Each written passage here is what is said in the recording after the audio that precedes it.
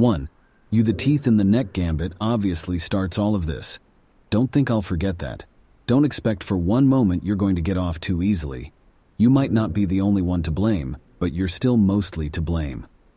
For how you come to me when I'm by myself, a lonely girl in a goblin market where some treasures are best left undiscovered. Tonight, my mother's hosting another soiree, all in my honor, a way to find me the perfect husband. She doesn't care what I have to say about it. Nobody cares what I say, so without a word, I slip out the back door and take an evening stroll through the city, past the downtown train station with its melancholy whistles and along cobblestone streets with vendors that keep strange hours. "What do you seek, pretty girl?" they ask, their lips curled up in grotesque smiles, each of them proffering me trinkets meant to solve problems I don't have. My nervous hands clasped in front of me. I turn away, and that's when I see you. There at the corner, emerging beneath a gaslight, your voice a sweet melody that could Pied Piper all the children of London to their unmarked graves. "Good evening, Miss Lucy," you whisper, and my skin hums in refrain. I never ask how you know me. It should be my first question, but you don't look like a question to me. You look like an answer, an escape from the everyday, the humdrum of parlors and suitors, and a future where I'll surrender my name and freedom in exchange for a title. Mrs. Mother, nothing more.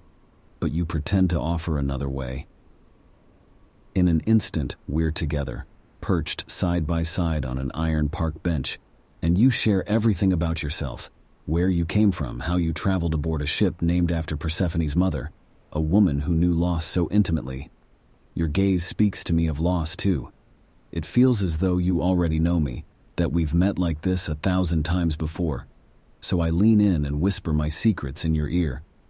How I'm desperate for something more, something you promise me, without ever speaking a word. You might be a stranger, but it seems safer to share these things with you than with my own best friend. As the moon slips across the sky, you guide me to my feet, and we sway together, dancing to music no one else can hear. "Don't let me go," I say, and you smile because you'll oblige. Just not quite the way I expect. Your breath sweet as marzipan, you embrace me, one hand on my shoulder and the other on the small of my back. We're so close I can barely breathe. Then all at once, I can't breathe or move or even scream.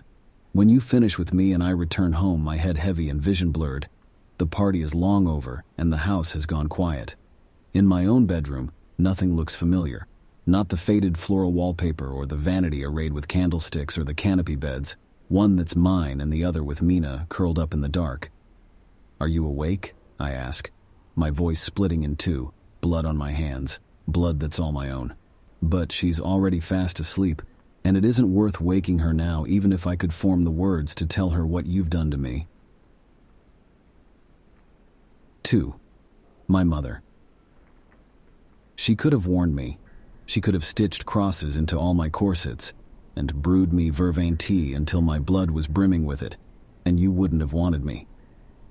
Better yet, she could have taken my hand, and I would have taken Mina's, and we could have run together, further than the edge of town, further than the Carpathian Mountains, to somewhere no man would be brave enough to follow.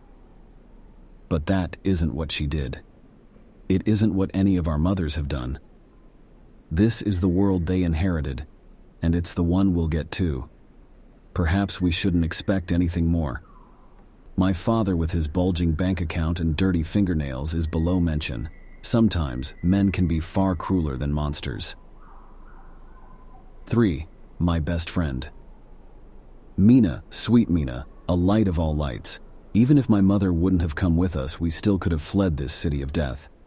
That was what we always wanted.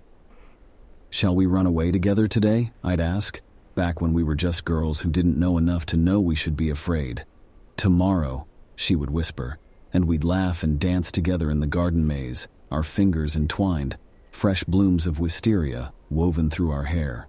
For years, I believed tomorrow would come. But today has come instead, the morning when Mina can see the gray glint in my eye, this unwitting change stirring within me, all thanks to what you've done.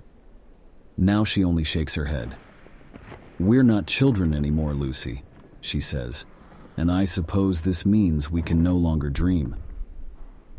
That night, I latched the bedroom window, but that won't be enough to stop you. Though I never invite you in, you're everywhere now. Your shadow as weightless and oppressive as the August heat. Hello, my love, you whisper in the dark, your voice soft and sweet yet still strong enough to drown out the gentle thrum of my own heartbeat. You don't ask me what I want. You can't be bothered to care about that. In your cold arms, my head lolls back, and through the open window I listen to the mournful train whistle downtown as passengers in fine red silks and gray flourished top hats come and go, departing and returning from places I'll never know. I could take you wherever you'd like to go, you say, wetting your lips. And though I want to believe you, I already know the truth, even if it's too late now to matter. In the next bed, Mina sleeps her dreamless sleep, and as you press your mouth against my throat, I reach out for her across the gloom, but she might as well be 1,000 miles away. Mina isn't like me. She wouldn't go walking at midnight, and she would never have listened to your lies. That's why she'll survive. Proper young ladies like her always do. They learn from my example how not to die. Even as I write these words, I know this isn't really her fault. She's only done what's expected, shed her hopes, shed her name, chose a husband. There are worse sins, there are your sins.